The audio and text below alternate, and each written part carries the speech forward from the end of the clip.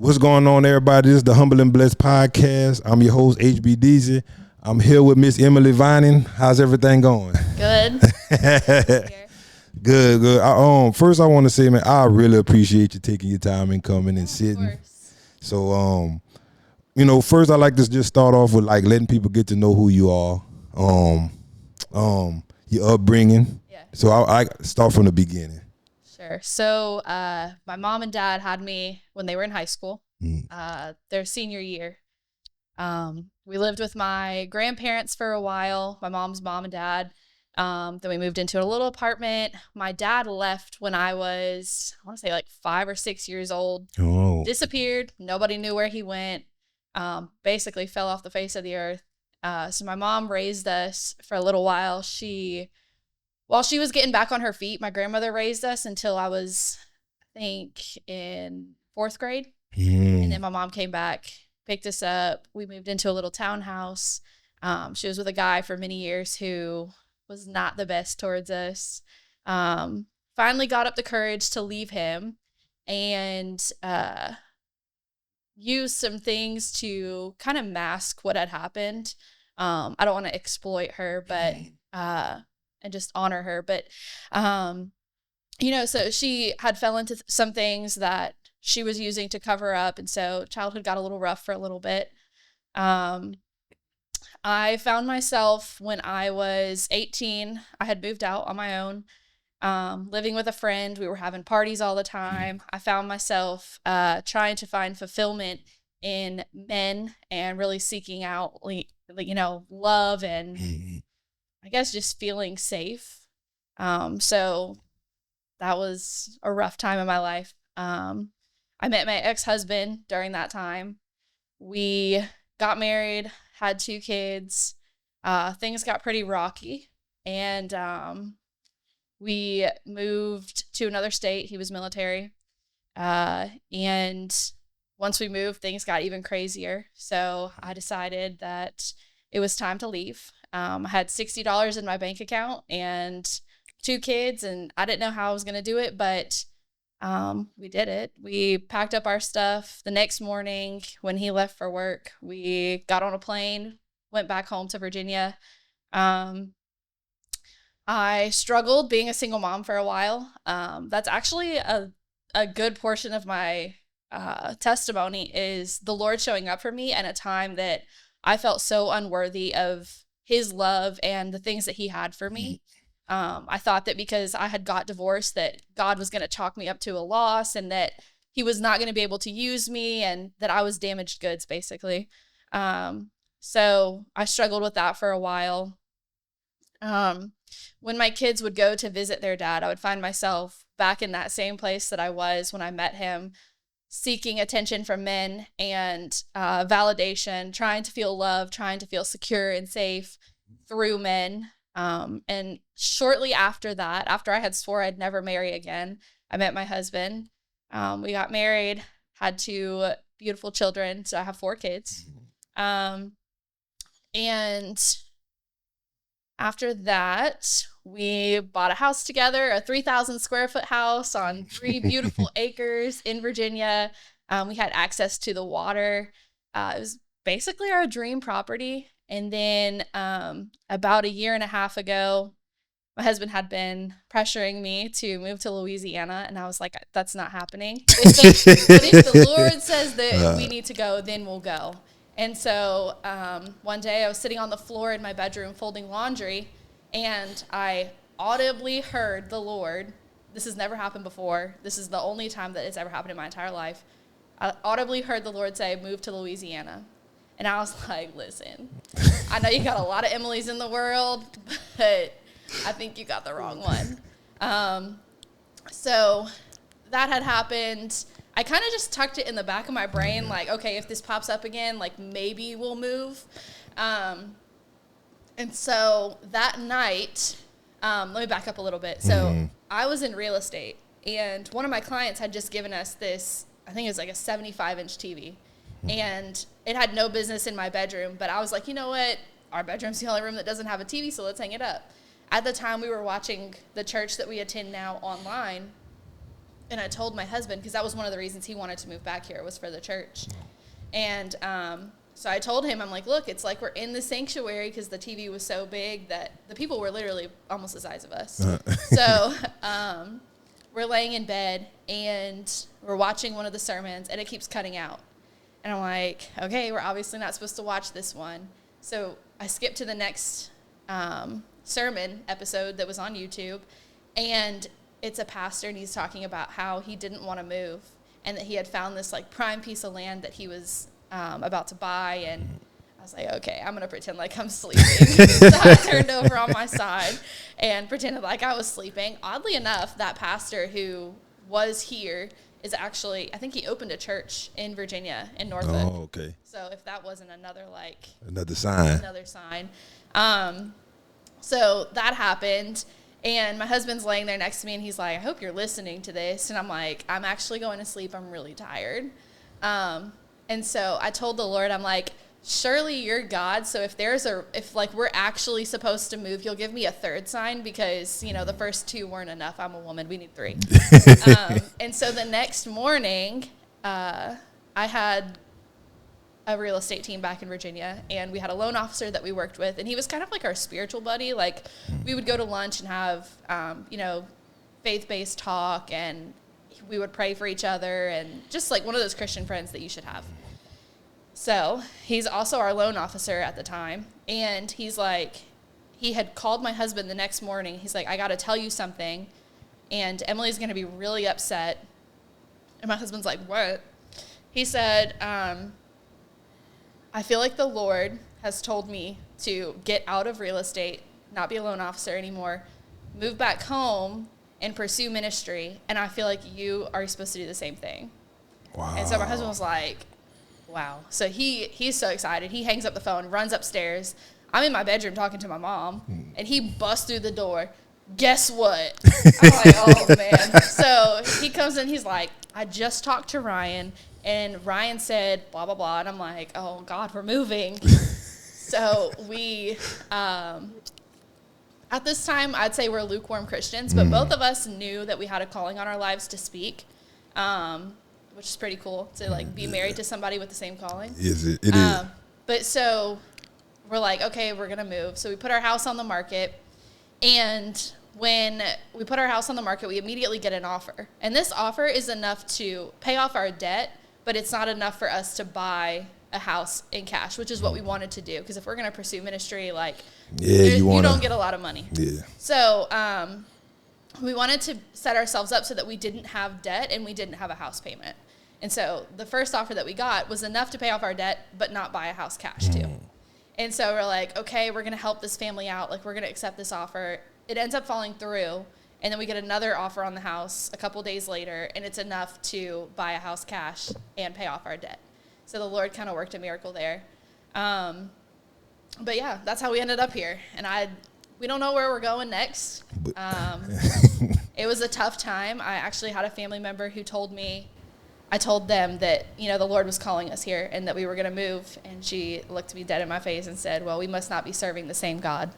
So had a lot of family members that were upset that we moved, and I still, to this day, have family members that are upset. But I often think about in 1 Samuel when Saul has to go chase his dad's donkeys around before he can get to Samuel, for Samuel to tell him that he's, got this position of authority.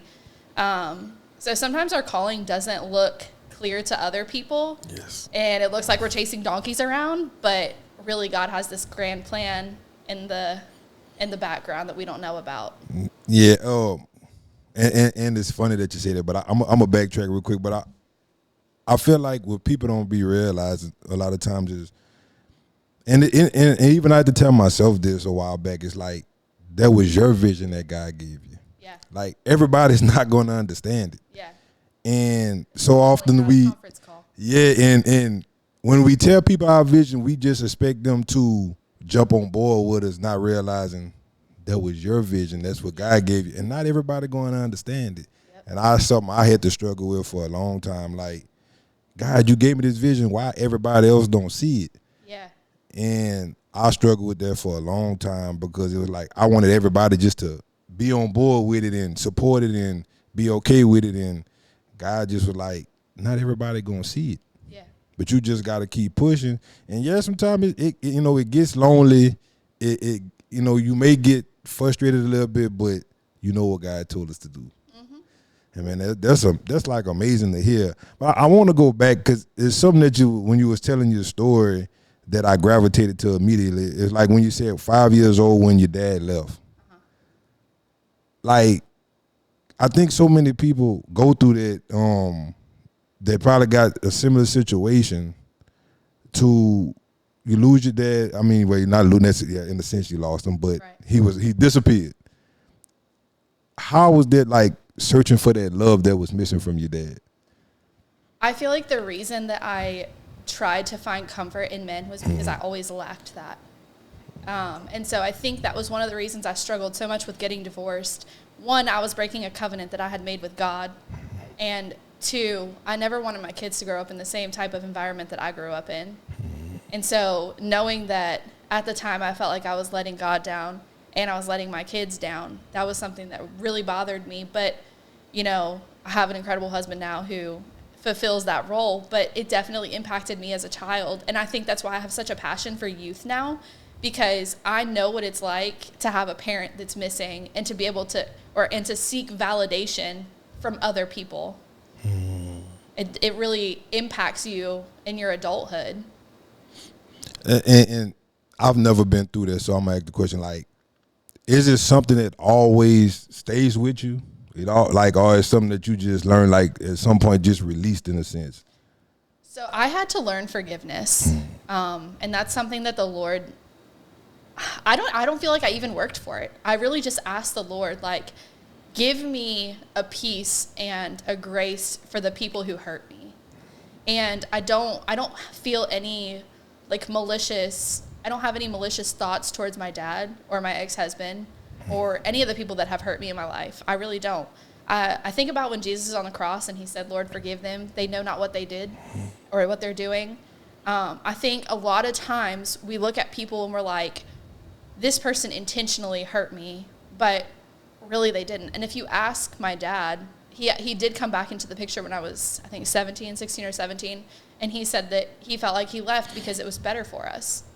So, I mean, I don't know. Grace is something that I've never struggled with, and I feel like I should, but I don't. I don't feel any malicious intent towards my mother. Like, she did the best that she could with what she knew. She had her own personal struggles that she went through.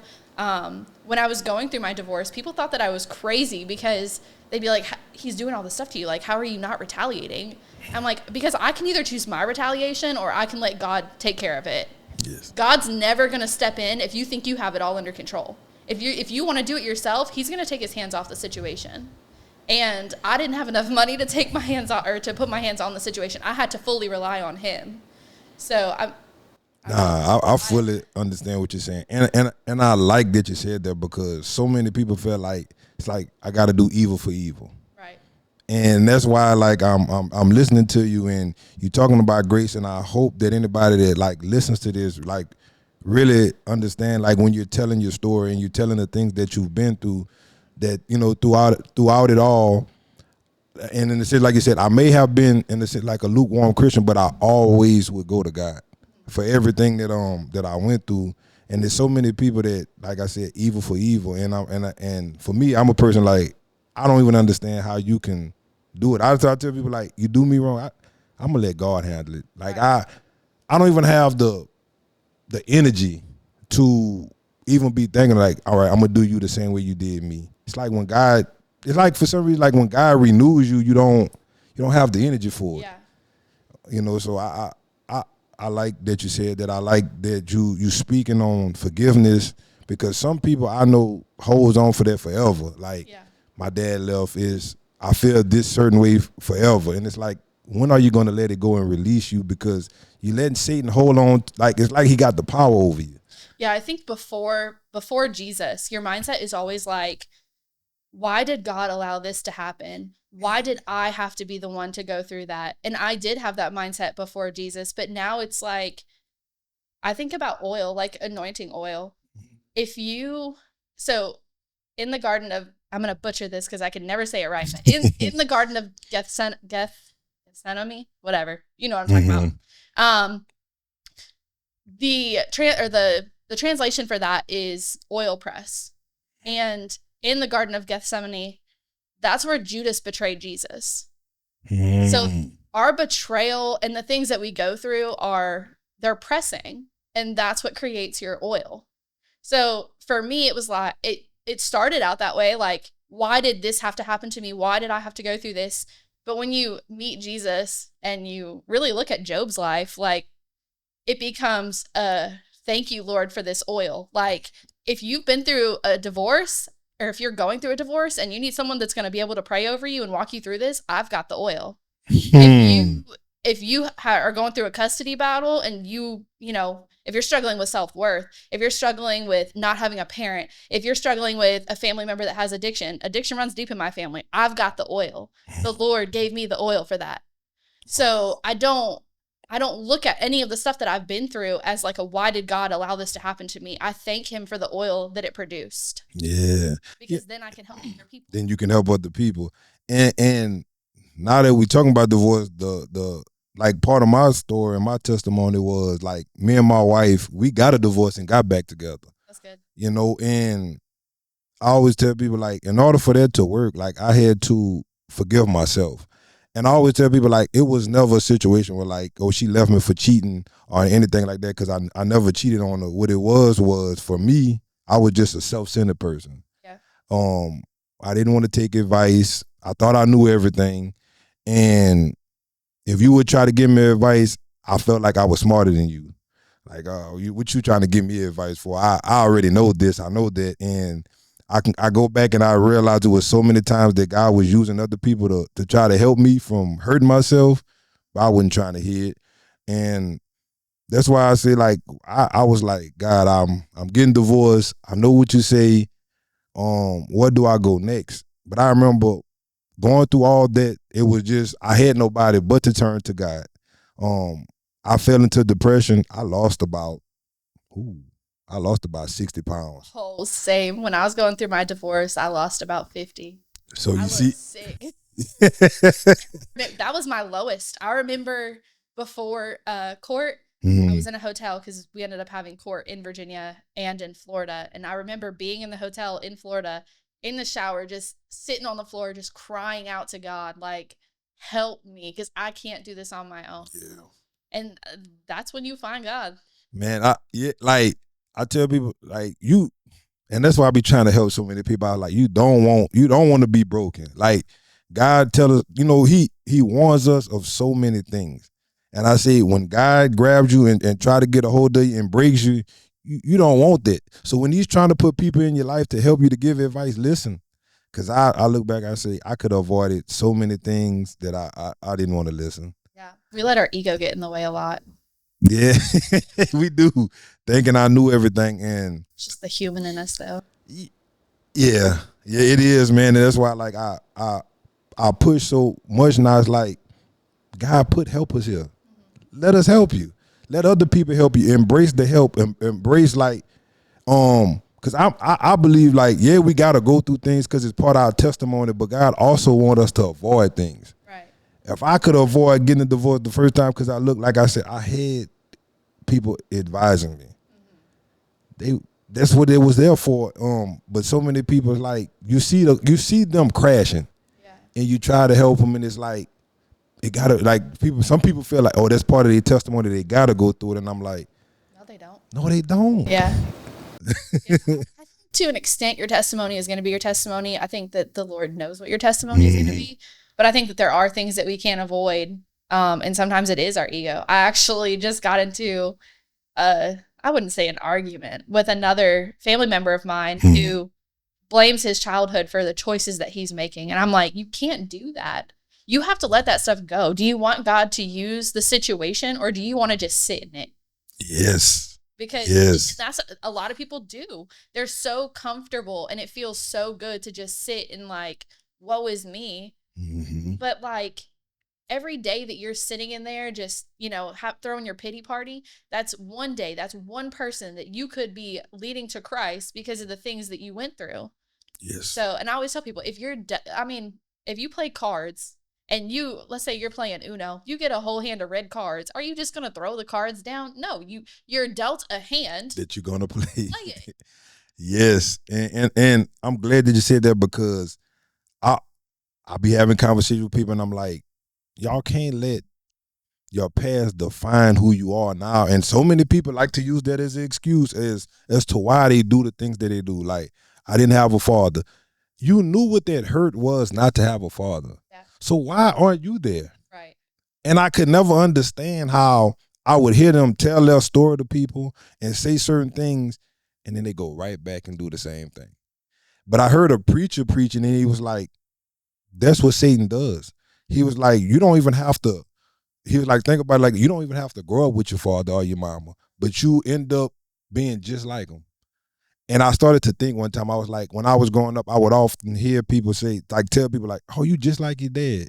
And it was one of my friends, and it was like, he don't even know his daddy. Yeah. His daddy wasn't even in his life, but you sitting there saying like, he just like his dad. Now it makes sense to never grow up with somebody, but become just like them. And I ain't gonna put I'm gonna just say this, because I don't wanna, but I know people personally that will use excuses not to be there. And I'm like, you made this person comes from you, and you still choose not to be there, but you will always make an excuse as to why you always hurt. Right. You know, I and it just blows my mind. I'm like, all we doing is creating another generation of you not being there, so your child doesn't know how to be a young man, or your daughter doesn't know how to love. And I'm like, why is it a continuous cycle of this? Yeah. I think Christianity costs too. Like, and some people don't like the cost. So I have a lot of alcoholics in my family. And there's a lot of excuses for why they, and I'm not an alcoholic, I don't get drunk all the time, but you do it every day. Or, I'm not an alcoholic because XYZ. It's because Christianity calls you to a higher standard, and people don't like that. Yes. They're comfortable in their sin. I agree with that. Because it's like I would see it, because in a sense, like when they say as Christians we like to judge. That's the number one, like that's like one of the number one things that they say, like, oh, you like to judge, you a Christian. And I'm like, I kind of equate it. Sometimes I be thinking, okay, if your son is, or son or daughter, if your son or daughter was a basketball player and they was really good and the coach was coaching them, being hard on them, disciplining them to a certain degree, you would look at that and say, oh, he's doing that because he loved my child. So you don't think as a Christian, if I see you doing something that kind of may remind of the things I did, and I'm telling you about it, why does you always take it as if I'm judging you? Yeah. And that's one of the things like that always would, I ain't gonna say throw me off a little bit, but it's like, I love you enough to tell you. Right. I love you enough to say, hey, I was once like that, or I see what you're doing. This is what the Bible say, or man, like, don't do this. Oh, you judging me. I have siblings like that. So I'll tell them, like, don't dress like that. Like, you are attracting the wrong type of man, or you don't need to go get drunk every weekend. And they'll be like, well, you did that when you were our age. I'm like, I know. I'm trying to save you. So yeah, I get that. And that's and I'm like, God, because I'm often always asking God questions, and I'm like, God, why is it that it's that way?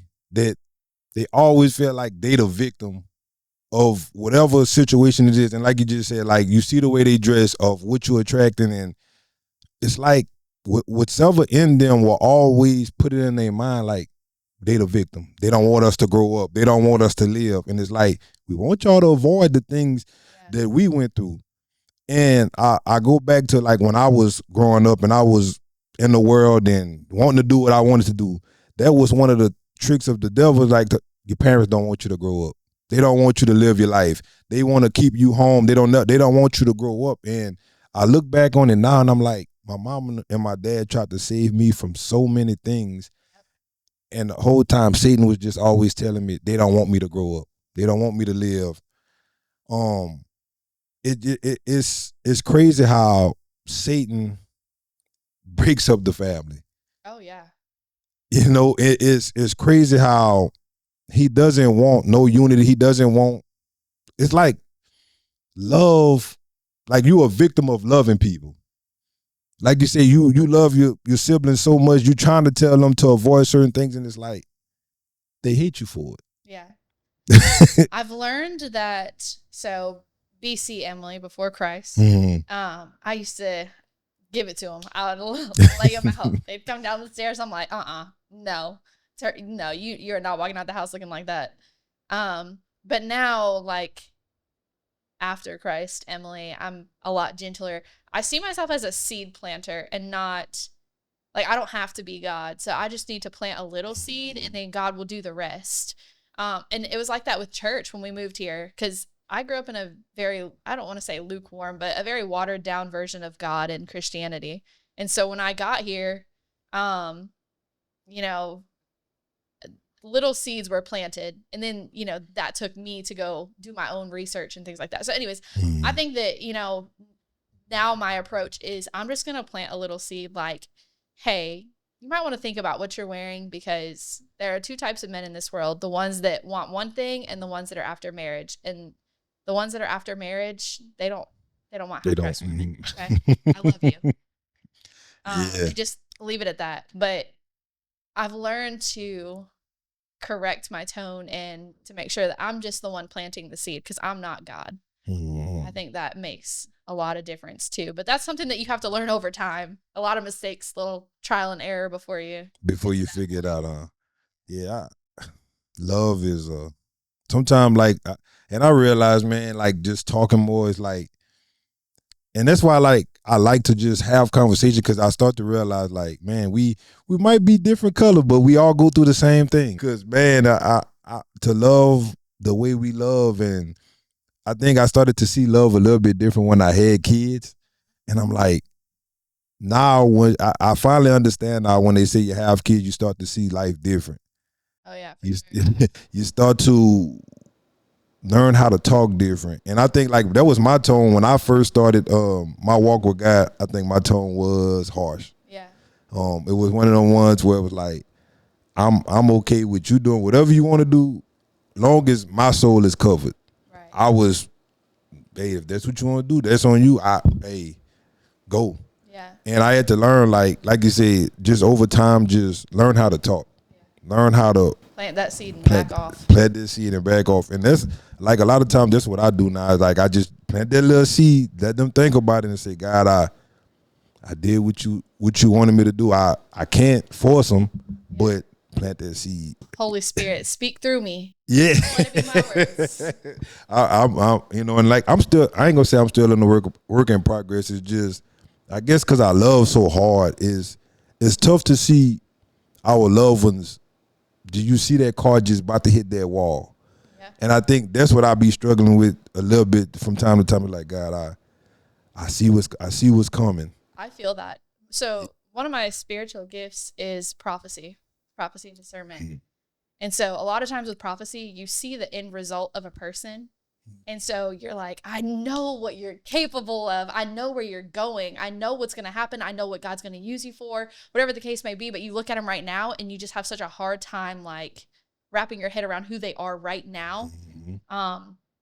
And so one of the things that I had to work on was loving people right where they are. Like, okay, you know, this person is doing X, Y, Z, but I know that God's going to use them for good. I have a family member right now who's, you know, a recovering addict. And I know, like, the Lord has shown me he's going to be a youth pastor one day. But to see him right now and making mistakes, I'm like, gosh, I know what you're like, where you're going. Can you just, like, get on track, buddy? Yeah. So, I mean, I think it's even harder for me because I see the end result sometimes while seeing the person where they are and what they're, and like being able to see their potential and where they are. That's a hard thing. It's a hard thing. I got a cousin like that, and I'll be like, bro, if you just get your head on straight, like, You could walk in, you light up a room, people gravitate to you, and I'm like, God, why he can't see what I see? Why he can't see that the potential that he have? And I know sometimes it's hard for me to grasp because, you hear stories of people had potential, but they never reached their potential. And I'm like, God, I don't want it to be one of those situations where you know the potential that this person has, and for some reason they could never get out of their own way to get there. I'm like, God, all I can do is just keep praying for them. That's my life motto. My definition of hell is getting to heaven one day and realizing everything that I was supposed to do, but I never did because I was not walking with the Holy Spirit. Yeah, that's deep. That's Like, deep. could you imagine getting to heaven and God being like, you were supposed to do X, Y, Z, but you weren't walking with me, so you missed it. Man, that gave me a chill. That gave me a chill. I tried to make, like, every single day I'm reading my Bible, I'm talking to God, I'm worshiping. Like, I mean, don't get me wrong, I have days where, like, I'm not all there. Oh, yeah. But the days that I show up are greater than the days that I lack. But it terrifies me to get to heaven one day and know that I missed out on my calling or what God had for me because I was just up in my own little world. And I think that's another reason forgiveness is so important. Like, you can't reach what God has for you if you are caught up in everything that everybody else did to you. Yes. And now I'm finally in a position where, like, you could say the most hurtful thing to me and I don't care. I don't care. I know what God has for me. That's where I'm going. Whatever you say is between you and God. It has nothing to do with me. Nothing. And I love that you said that because that's one of the things that I always be trying to say is like, when you in this space, a lot of people is going to dislike you just for loving God. And you gotta have tough skin. You gotta have this thing where it's like, I know what God told me to do. I know what God told me to say. I know that now that everybody is not going to agree with me. Yeah. And I think so many people, God has called them to do things and they refuse to do it because it's like, if I make this video or if I make this post, people are going to dislike me just for me speaking the truth. Yeah. But I'm like, you rather disappoint God and worry about what everybody else see. And that's for me. I knew when I was like, when I first started taking my walk, there was a conversation I had with God. It was like, God, I'm preparing myself to be able to have that tough skin. If you told me to say something, I'm not going to always sit on what you told me. I'm going to just do it. And so many people, they refuse to step out on that faith and say, God, this is what you told me to do, and I'm going to do it. I'm too afraid to mess up.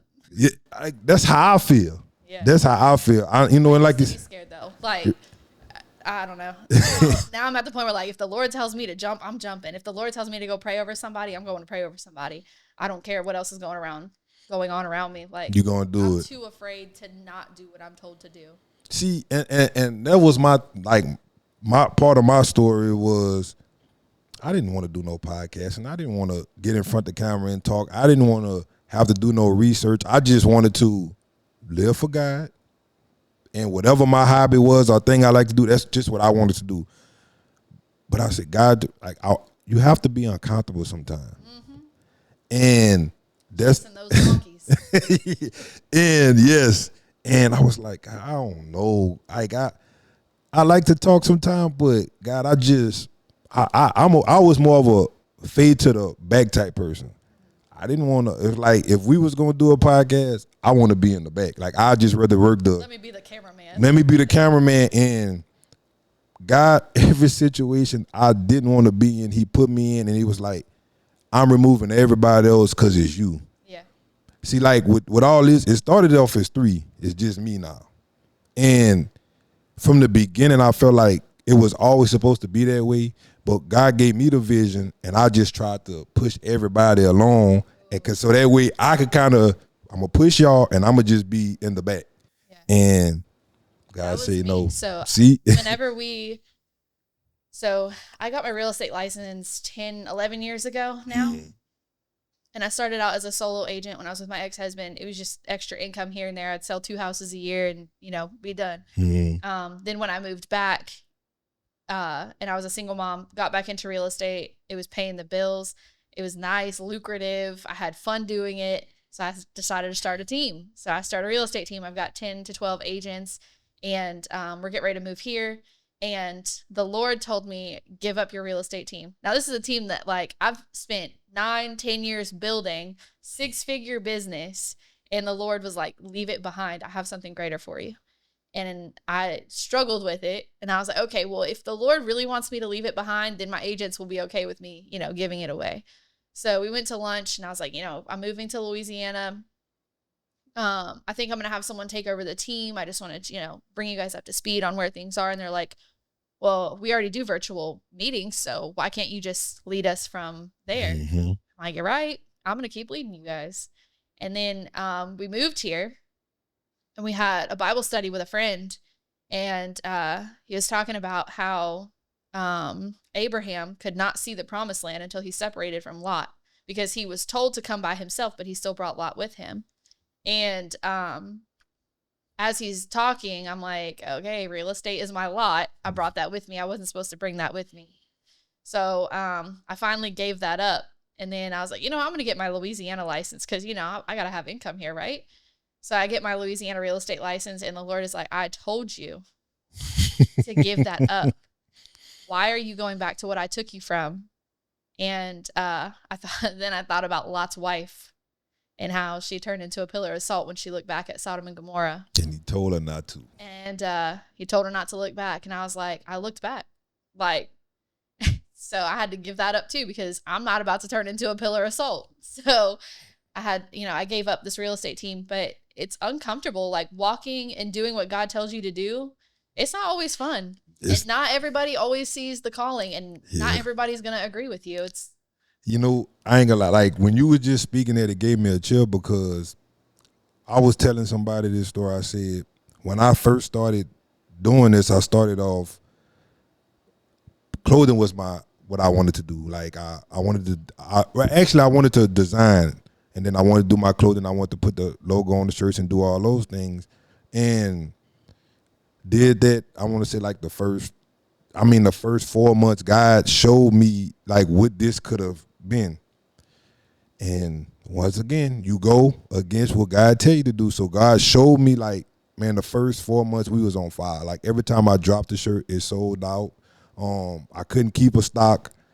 But in the midst of that's a dangerous place to be. And that's a dangerous place to be. You start having success where God tells you not to be. You're like, oh, that must be God, but it's not. It is the enemy. The enemy gives blessings too. Yes, and after a while, you start feeling convicted, because I was the one at first had my head on straight, but when you attach yourself to people, you start to become.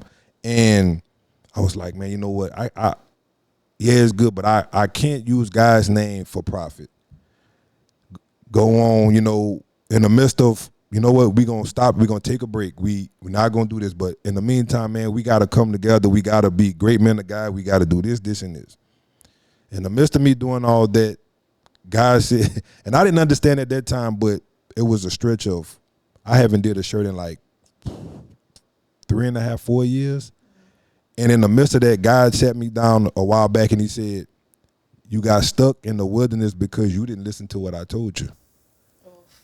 But by you attaching yourself to people that you was never supposed to attach yourself in the first place, you got stuck for almost 4 years. Oh, I hate when people say Jesus sat with sinners. What's your viewpoint on that? Me personally, as I kind of, because I'm glad you brought that up, I kind of had started looking into it, and I'm like, if you pay attention, God preached to him. God preached to him. Yeah. He didn't, because they make it seem as if God was just hanging. Yeah, and I think it takes a certain level of spiritual maturity before you can get to the point where you can sit with sinners. Yes.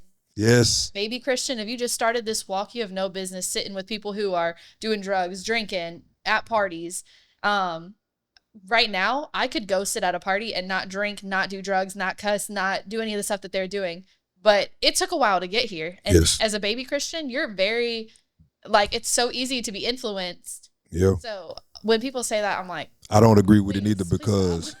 that was me. yeah, I knew the vision. I was a man of God. And I thought at that time that I was ready because I had, and this blows my mind now, but I was wearing my humble and blessed, and then I was going to clubs. And in my mind, it was like, I'm going to the club for business. yeah, Now I'm thinking about it like, that don't even make sense. yeah. Like, there's you going to the club to say so, take pictures where they sinning and drinking and smoking, and You can but that makes sense to you. some crazy stuff as a Oh, Christian. Like, so it's funny that you bring this up because just the other day I was looking through some pictures on my phone, uh-huh. and I told you my husband and I both have felt called to speak. I don't know in what capacity, but just to speak the gospel. And I look back at my phone and I have a picture of my husband writing a sermon with a dip bottle next to his. I hope he Wow. doesn't kill me. But with a dip bottle next to the computer, and I'm just like, where were we? Like, what were we thinking? But Yes. people convince themselves of some crazy stuff as Christians, like, Yes. crazy. And now that you say that, we do. Like because it's like the devil will have us so full to thinking we can have it in a sense both ways. Yeah, And in my mind, I'm like, I look back and I'm like, there was nothing about me being there yeah, changed anybody's life, yeah, but continue like hurt mine and hurt myself. And I tell people, man, you know, from the outside looking in, like these past like years, people would often looking like, man, y'all doing so good. Humble and blessed is this. And I'm like, y'all have no idea what's going on behind the scenes. Oh, Just yeah. it's fussing, it's going to quit, it's turmoil. And the whole time, God was telling me, this, you forced this. This is what you wanted. So this is the outcome you get. yeah. And then the whole time I'm getting mad at God, like, God, how could you give me a vision to do all the things you wanted me to do? And why am I stuck? Said that was your vision, not Oh, my vision. yes. And That was the same with real estate. People will be like, you got this nice house. Y'all got so much money. Like, but God's like, I didn't tell you you could have that. I didn't tell you to do that. and and it's tough. It's man, I tell people, I say I wanted to quit. I wanted to. It got so bad, like I was waking up angry, and it wasn't me. And I'm waking up angry and getting mad at the people that had nothing to do with my situation. Like my wife trying to talk to me, I'm listening, but at the same time, I'm not listening because I'm waking up so upset because I did something that God didn't tell me to do. Right. And I think that's what people have to stop doing. Is like, just because you may have known somebody for X amount of years, or y'all grew up together, or y'all have so much history, sometimes it's time to depart. I mean, not depart. It's time to separate. Yeah. I think that's why I've gotten to the point where I am in obedience. Like, I'm too afraid to not do what God tells me to do because I've been on the other side of that. The Lord reminds you of Lot's wife in Sodom and Gomorrah and how she turned into a pillar of salt for looking back. Like, that's a hard conviction. That's a scary conviction. You know what's crazy? And I'm glad that you came, and I'm glad that there's certain things that you're saying, because people would read that part and just gloss over it, not realizing she was really disobedient. Yeah. And there was There no were bad things that were happening, and she was so, and we get like that as humans. We're so addicted to the bad stuff that happens in our life that we legitimately miss it. It's mind-blowing. Like, you'll be in an abusive relationship, walk out of it, and look back like, man, I missed that. Like, what? and I think that's like, and there was a lot of sexual corruption in Sodom and Gomorrah, and she looked back.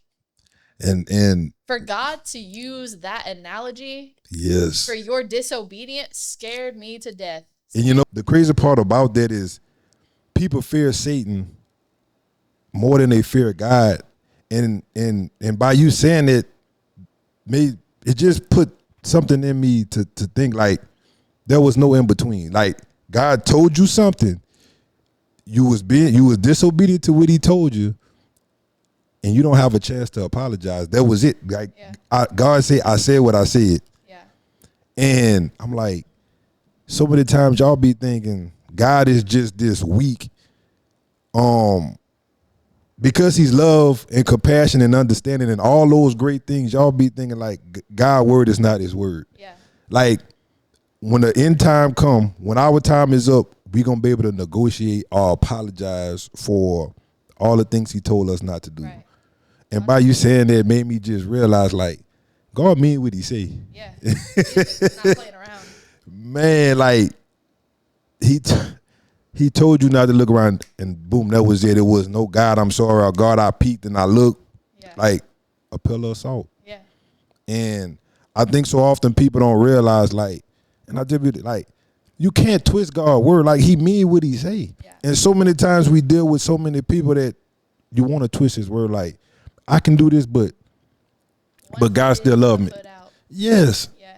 And I'm like, how could you sit here and God knows all? How could you try to manipulate God? Right. Like they'll do some, but That's witchcraft. The Bible says it's witchcraft. wow. Anytime you are manipulating a situation to try to create a different outcome than what the Lord wants, it's witchcraft. Manipulation is witchcraft. See, that's deep. That's in the Bible. That's deep. Because there's so many people, and I did, but God knows my heart, and I'm like, He does. He does know your heart. He does, and he knows that you are choosing what you want over his will. That's your heart, and you're right. He does know that. Man, I love when people say that. God knows my heart. And that, You are very right. wow,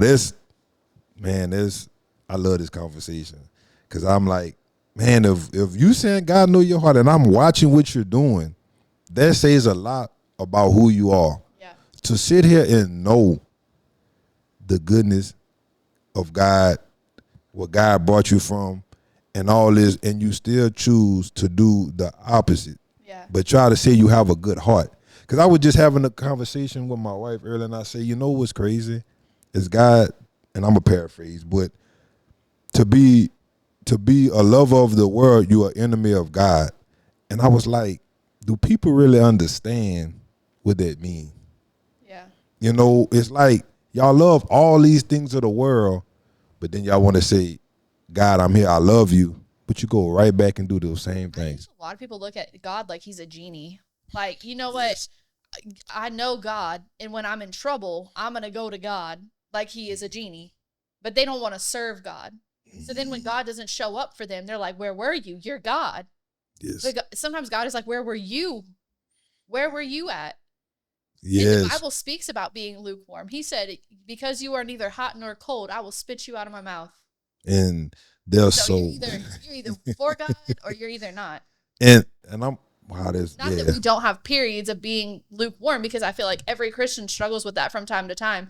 I've struggled with that, where you feel like, man, I just don't want to get up and read today. But you have to choose obedience over your own desires. Yes. If you the Bible says daily bread. He said, meditate on my word night and day. So are you waking up and reading your Bible night and day? You want to hear from the Lord, but are you reading his word?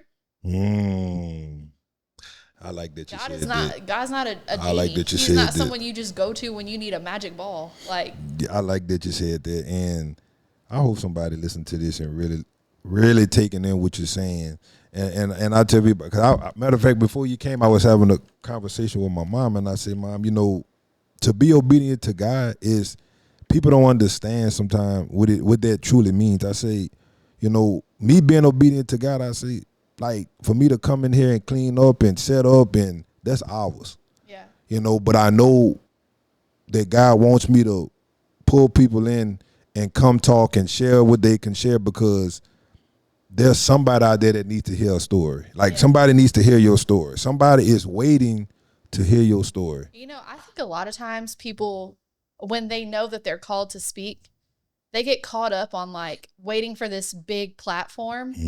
But a lot of people don't realize, like, okay, if you are going to go preach at a church, that's like what, 300-400 people? You got TikTok where you have 1,000 viewers. You got Facebook where you have 1,200 people viewing every single post that you make. You have Instagram. Like, you got a whole mega church in front of you, and you're waiting for a platform. Yes. Yeah. Speak. Use the things that the Lord has given you to talk about Jesus. you're as long as you're doing it to glorify him and not for your own glory, I mean, why wouldn't you? Yes. Why would you not? There are people that are going to hell right now. There are literally people going to hell. Why would you not use every single platform that you have to talk about God? Yes. And that's my goal now, cause like sometimes I'll try to tussle with God a little bit and be like, God, I know you want me to do this, you know you want me to say, God, I don't feel like doing it today. Like you said, kind of sometimes it's like to get up and read. And I understand. I'm like, this is why we gotta pray every day. This is why, our flesh will speak. And like I just want to be lazy today. I don't want to go do this. And to know that God, this is what you told me to do, and I know everything ain't gonna be just the way I want it to be. But I'm going to keep doing your will. I'm gonna keep pushing I'm gonna keep pushing on. Cause I tell people like it's a lot sometimes to set up and clean up, and like I have to do it the day before. Yeah. And then even the day of, I still gotta come in and make sure everything is running. So that's like hours out my day, and sometimes I'll be like, I could be doing something else, but what's more important? Right. And do I want to lay in this bed or do I want to talk about Jesus? Yes. You got what? 1,000 people on your YouTube channel. Almost 1,000. Almost 1,000 people, and it's like I see the growth, and it's slow growth, but I say, man, look, if I can get one person to watch it, and that's like my approach now. It's like if I can just get one person, and every so often God nudge me to say, I told you to do it. Like I'll be walking in the store and somebody be like, I watch your podcast. Yeah. I watch your video on Facebook. Yeah. I was like, okay, God is just that one person. If one episode saves one person, then all the setup was worth it. Getting out of bed was worth it. All the work that you put into it, the editing, it was worth it. It was worth it. If you got to save one soul or help save one soul, I say help because we don't save souls. If you get to help save one soul, all of it was worth it. It was. We get caught up on viewers though too. I used to be like that. I would make a post about Jesus and it would get like 2 views. I'm gonna delete that real quick. That was me. But why? That was me. You just reached 2 people. Yeah. What are you thinking? That was me. It was. And it's because we put ourselves first. Like the spotlight is on me, and it was never supposed to be like that. The spotlight is on him. So if nobody likes it, you don't know who read it. Yes. You don't know if somebody read it and you just changed their outcome for the day. Like you just don't know. You have to use what God gives you, regardless of whether or not you get to see the grand finale. And I loved it. And that's why I wanted to talk to people. And because I have a thing too, it's like, God, you told me to reach out, but what if I get rejected? Like there's something like I've really been strong on just being okay with not getting an answer back. Yeah. Because sometimes like there could be like you could be on the run of 5 people say, oh yeah, they would love to come on, they would it, but that one person either don't read your message or nah, I'm okay. That'll bruise your ego. You have to take that as God, because sometimes there are people that look like they're very godly people and they're not behind the scenes. Mm-hmm. And so sometimes God is saving you from bringing those people on, and it's not you, but our ego will make us think that it's us. Yes, that's why I ain't gonna my wife be like, you talking to yourself? And I'll be like, no, like I'm just really sitting having a conversation with God. And I tell people like God is really my therapist, because I used to be a person like try to get advice, but then I realized God said like, look at the advice who you getting it from. Sometimes it's like your best, I ain't gonna say your best friend, but your friend could be not there yet. I'll say it like that. But we go, like we so comfortable with them, we go get that advice, and then you realize that's really advice I just got. Yeah. And you don't even realize it till you done took the advice. Till I didn't took it, and I'm like, oh, I shouldn't have. Nah. It's kind of like you married, but you going to a single person and getting advice, and you're like. And then you got to do damage control because you just messed up. So like, I'm one of the things I'm good at is social media marketing. I seen it. So I made a post, and I usually I say usually 99% of the time I pray before I make a move, especially a business move. So I had been praying like, Lord, I'm good at social media. I feel like I could really make a business out of this and still be at home. And I'm like, I need you to tell me yes or no. And I didn't get any answer. I was like, okay, no answer. I guess I'm just going to do it. So then this has been weeks. So I make the post announcing that I'm going to be starting a business, managing social media profiles. And I'm laying in bed and the Lord said, I didn't tell you to do that. I said, but you didn't tell me anything. So now you got to do damage control because you just made a move that you weren't told to make.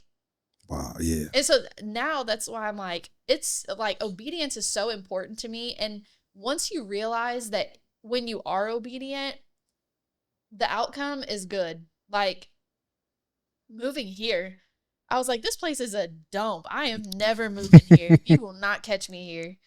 And then out of obedience, we move here. And as I'll never forget this. As we're pulling into the town that we live in, it looked like the sky was like beautiful blue and white clouds. And then there was like this big hole in the sky and it was shining bright.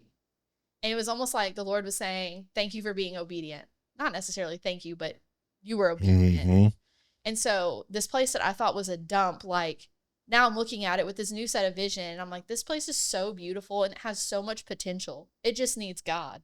Yeah. And then all of the people, I'm like, this place is corrupt. I don't want to live here. And now I'm like, I have a new love for these people. Like, I just want to help them. The youth here. Like, when you made that post about photography, I'm like, I'm in.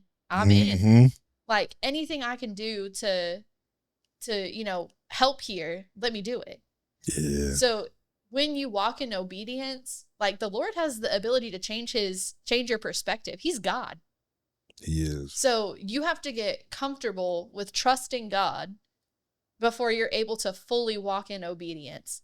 Like, it sounds painful. It sounds painful to drop in a 6-figure business. It does. Yeah. But when you see what's on the other side of it, you're like, wow, man, I have so much peace.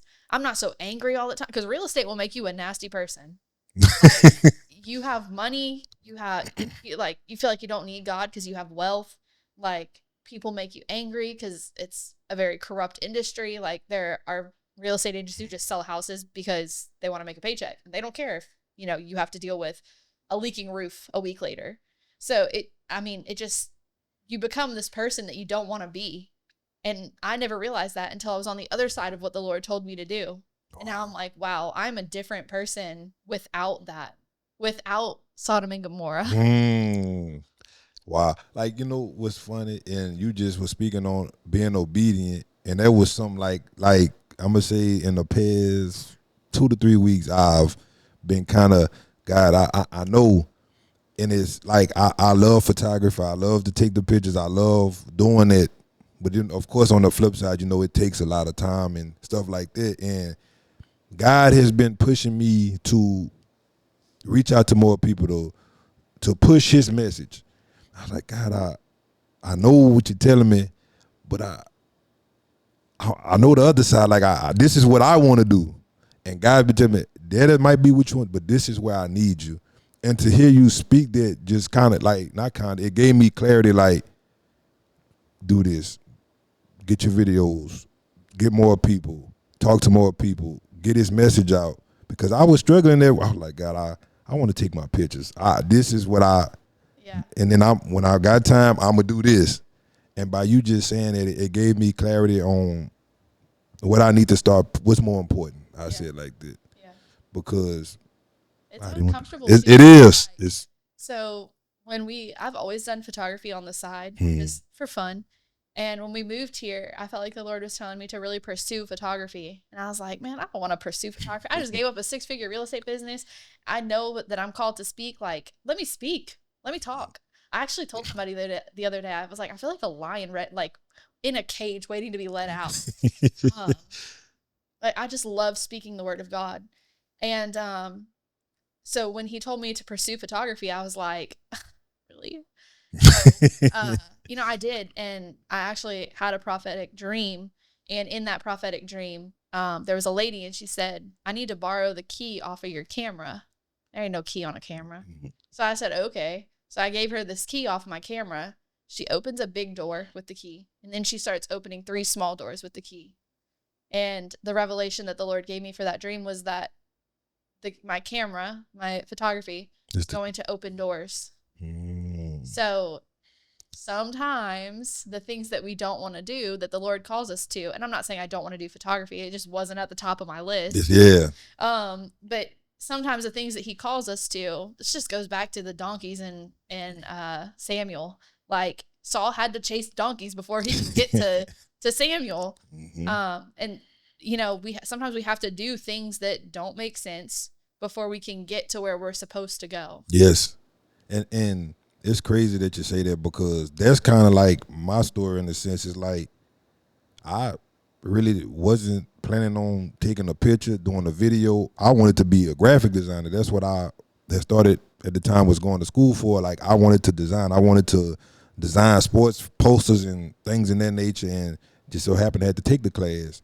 And then from the class, you know, it led to doing more pictures, but I never was passionate about photography. Yeah. It just so happened that I needed pictures to do certain things, and I couldn't depend on nobody else to get the pictures, so I started taking pictures. But maybe photography and those seniors that you're taking pictures of is a ministry for you.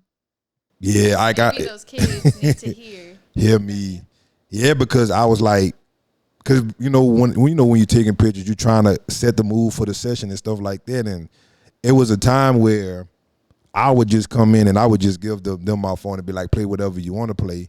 And then God convicted me about that. So now it's a situation where it's like, y'all want me to take y'all pictures? Know what comes with it. It's not finna be no dancing and carrying on. We gonna play. Dropping it like it's hot. Yeah, we finna play this gospel music. We can take some good pictures. I can do what I do, but this is the environment that I'm going to bring, because I may have this only shot to make you think about God. Yeah. You know, so this is where we at now. And the funny part, like I had some of this podcast equipment for like 3 years, and I could never understand, like, God, why you want me to buy podcast equipment? I never understood it, because I was like, I'm not a speaker. I'm terrified to get up and speak. I'm gonna start sweating, and like really sweating. Yeah. And I could never understand, but now it all makes sense. Now I'm here now. Yeah. You know, it all goes back to stewardship too. Like, there's a difference between possession and ownership. And we don't own any of the stuff that we have. We don't own our businesses, our house, our cars, our kids. We have possession of those items, and ownership belongs to the Lord. So we are required to steward the things that we have possession of because they are the Lord's ownership. That's deep. No, they just say that's deep. So like our businesses, they're not ours. They belong to the Lord. So if you are not stewarding them correctly, like if you letting kids come in here listening to hoopity hop, whatever, like the Lord's not going to bless that. Yes. And I had to understand it. It's like feeling convicted, and guys say, like, you claim to be this man of God that stands on my principles and morals, and you fold. He's like, you fold and compromise to what others want versus what I want. Yeah. And when I really sat down, because like you said, when it's certain situations, like you are making an excuse for it. Like, God is business. These are my clients, so I'm trying to accommodate my client. And the more and more I got conviction, to the point I was like, God, you know what? It's not gonna happen. Like I can't do it. So it's like now it's like, this is my gospel playlist. Because at first I was making this, God, I don't have a playlist to, you know, in this fast pace. God said, it's no excuse. Yeah. It's no excuse that you can give me, because you know my word. Yeah, man, if you pray before every single thing that you do, the Lord will never fail you. Never.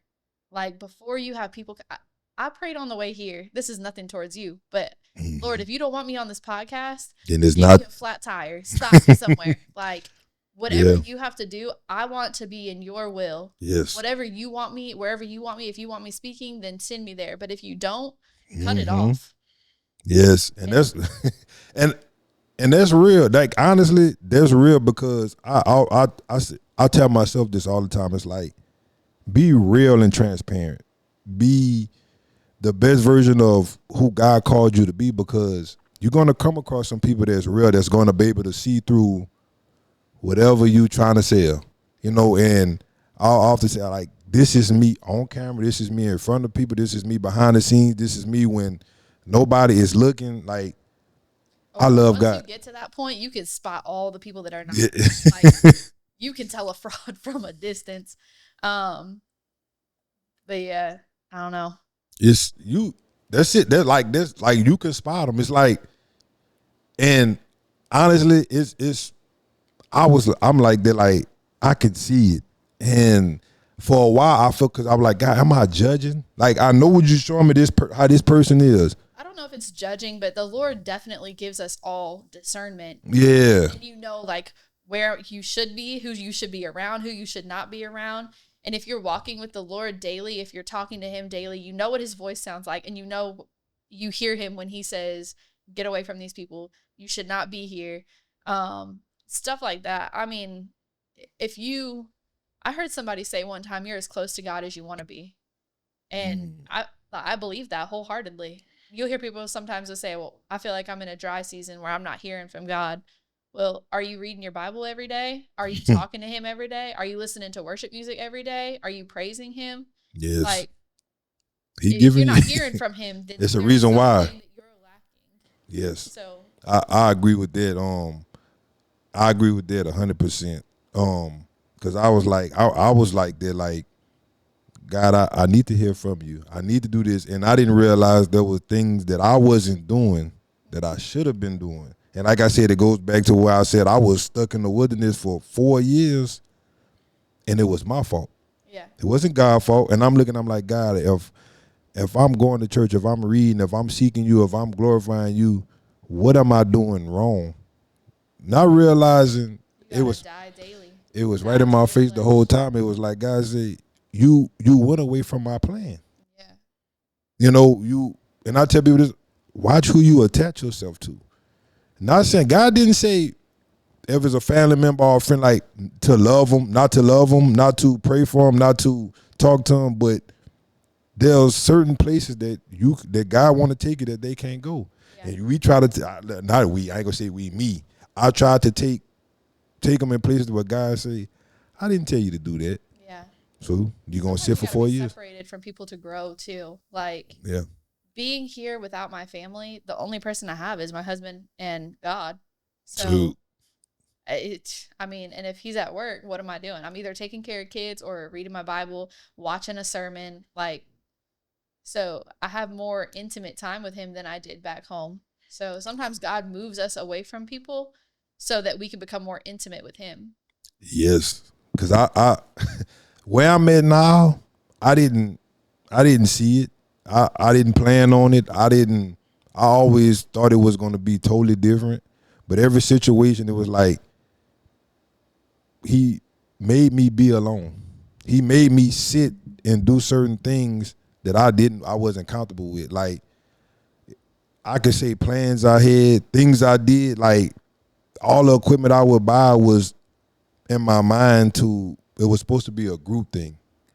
I was, for a long time, nobody couldn't tell me that it wasn't supposed to be a group thing. Yeah. And I think what I deemed, now that I look at it and I'm telling you this conversation, what I deemed when I first started doing the clothing as a blessing, it was a hindrance. Because we got the success as a group. And now I look back on it and I'm telling you this, I feel like Satan knew what he was doing to leave me stuck for all those years because it wasn't right from the beginning. Yeah. And Satan's best tactic is deception. And he gave the success that he knew I wanted, and Satan knew my heart. He knew if he gave me that success early on, I thought I'm smarter than God. Because God told me not to do it that way, but I got the success trying to do it my way for a little while, and he knew I was going to fight like crazy to keep it this way, and God told me that it wasn't supposed to be that way. And now that I'm thinking about it, it's like I'm not. Do you realize how much disobedience costs you, it makes you want to throw up. Like, Yes. all the stuff that you missed out on because you wanted to do things your way, and it just, I don't know, makes me nauseous. Like, had I moved to Louisiana sooner, I could have already been wherever he wanted me to be. But I was so caught up in my own ways that here we are, slowly chugging along. Disobedience have you. I lost. I could honestly say, like, being disobedient, it cost me 4 years. 4 years of being stuck. 4 years of frustration and being angry, and I'm looking at like where I would have been in 4 years. It was like it was things that God told me, places where I should have been, that I got talked out of it all. Like I said, just attaching myself and not doing what he was supposed to, and I was stuck. Yeah. Disobedience is like you said, it does make you it once you out of it and you look at it, it does just make you pause. Yeah. And then for me, I got a pause moment. Yeah. And then it helps you want to become more obedient to Christ. And in order to be obedient, you have to hear from the Lord. And in order to hear from the Lord, you have to spend time with him. Yes. And like everything I do now is like I wait on it. Like I tell people, I say, or I tell myself, not people, I tell myself, it's like, God, if somebody's supposed to be here, you're gonna have to show me, because I'm not forcing anything. I'm not going to go out my way, because so many times I went out my way. And every scenario that I allowed somebody to come, it didn't work out. Yeah. It didn't work out, because even if God said, he could have told me, I'm going to bring somebody, I wanted to do it my way. Yeah. I wanted to force a relationship. I wanted to do it my way. Yeah. I mean, it never worked out. Yeah. I think a lot of times we think, Lord, you show me and I'll go. And sometimes the Lord is saying, you go. You make the first step, and then I'll show you, because that takes faith and that takes obedience. So I would say, when you're looking for people, like, I would make the first step, like, message whoever you feel like would be a good fit for the show. And then, pray to the Lord. Like, if these are people that you don't want on here, I pray that you would just take the desire for them to reply to me away. Yeah. Because the chances of people that are supposed to be on here, I mean, but he's God, so I guess, it could. But I would say take that first step and then let God be the judge, huh? Yeah, patience is one of the things I used to have, and then I lost it, and I've gotten patience back, because when I was, for a long time, I was a person like, if I want something, I want it. Get it, realize I didn't need it, or it was unnecessary. You know what I was just about to say when you said that? Before you even went on about, like, not needing it. A lot of times, not having patience comes from discontentment. A lot of times, our contentment can be a contributing factor to whether or not we have patience. Yes. So, like, for example, your kids, like, if I lack patience with my children, then what is it that I'm discontent with? Is it the fact that I have to be a stay-at-home mom? I don't have to. I get to be a stay-at-home mom. But is it the fact that I'm home with kids all day and I don't like that? Or is it, like, what is it? What is the bigger root? Because a lot of times when we are not patient, it's because we don't have what we want. And if we don't have what we want, then we're lacking contentment with the things that we do have. Yes. That's the root of that is the root. Patience. That is the root. Because I had an issue with, just was never content. And then I would sit and then I would try to put in my head why I needed certain things, that you would look and you'd be like, this is unnecessary. Yeah. And if you're not in with God, you're always going to be chasing the next big thing. Like, I got to have the next camera. I got to have the next big house. I got to have the next nice car. Them Teslas are real nice. But when you find your identity in the Lord, you become content with the things that you do have, and you stop seeking the next best thing. That was me. Yeah. That was something I had to pray about. I had to seek, and I had to go to God, like, why God? Why, and before, that's why I said, like, Granted, I would do something, then try to justify why I did it. But then it was like, you got to be honest with yourself. Yeah. You know you didn't need it. You just want something, and I'd be like, God, I'm sinning because that's gluttony. Like I'm doing things, put like just getting more and more stuff, and it's like you probably won't use it as much, or whatever the case may be. And that was something I had to look at myself. And I had a situation not too long ago that really just made me reflect. Like, you driving yourself crazy for all these things, and if you like, none of these things can save your soul. Yeah. I said like that. Like, You ain't never seen a U-Haul behind a hearse, have you? why? I like how you said that. Yes, and that's when it put things in reality for me. It was like, I'm chasing all these things and running myself crazy and trying to figure this out. And it's like, if I get sick right now, none of these cameras, none of these lights, none of these things can save me or help me or heal me. What am I doing? Yeah. And that's what, put things in perspective for me. Really just made me realize, like, I'm done chasing this, because it's running a business. Sometimes you'll look and be like, if I get this, because that was me. I ain't gonna say you. This was me. Oh no. If I used to be me too. If I have that Nikon Z6 version 2 from 2025. It's gonna be. Man, could you imagine what my pictures would look like? See, But honestly, if you go and look at the picture comparison of like the old camera and the new camera, you can't even tell the difference. You can't even But tell in the your head, you difference. need that next best thing. And that was me. That's why I end up with like 5 cameras, because it was like, man, if you get this one do this. So you're gonna record more videos. You're gonna do this. You're gonna do that. And I buy it. I get it.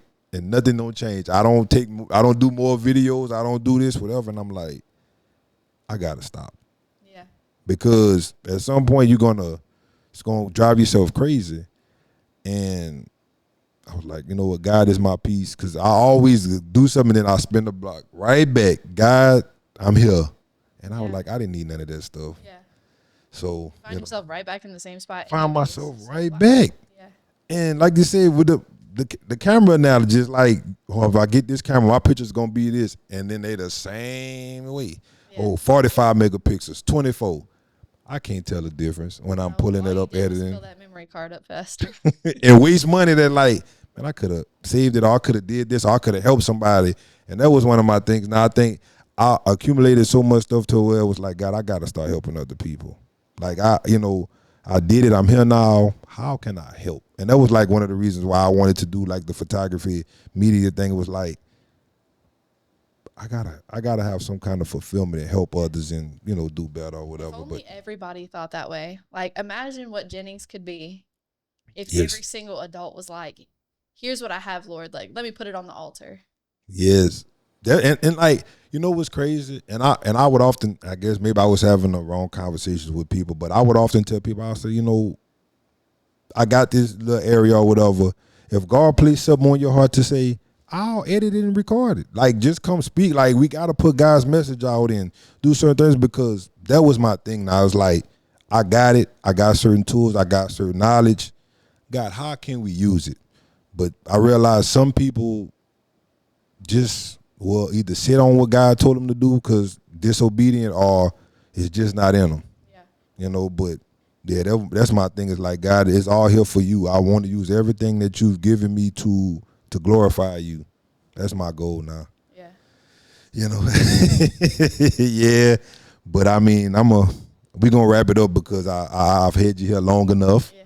But I thank you for coming. One of the things I like to do, if there's something that God placed on your heart that you want to share before we wrap it up, you can. If not, we can just go ahead and wrap it up and say our goodbyes. But if there's something that God placed on your heart that you want to share before we go. Yeah, I would say, no matter where you are, be comfortable with obedience. Obedience to the Lord will take you places that nobody else in this world can take you. I loved it. I loved it. Being obedient, man. But like I say, man, this is the Humble and Blessed podcast. I thank Miss Emily for coming on and sharing her life with us. I definitely want to, at some point, have you come back. I love the conversation. I love your spirit. I genuinely love the conversation. But we're gonna wrap it up, man. And we out. Oh, look, hey, I truly, truly appreciate you coming, man. Like, you have no idea how, this blessed my heart for you to just take time out your day. Most people don't, their time is valuable. So for you to come and share, I truly appreciate it. Shit, my time belongs to the Lord. I thank you for coming, man. And I thank God for allowing this to happen. I love this. I would definitely want to have you back, though. This is the Humble and Blessed podcast. Y'all have a blessed one. Peace.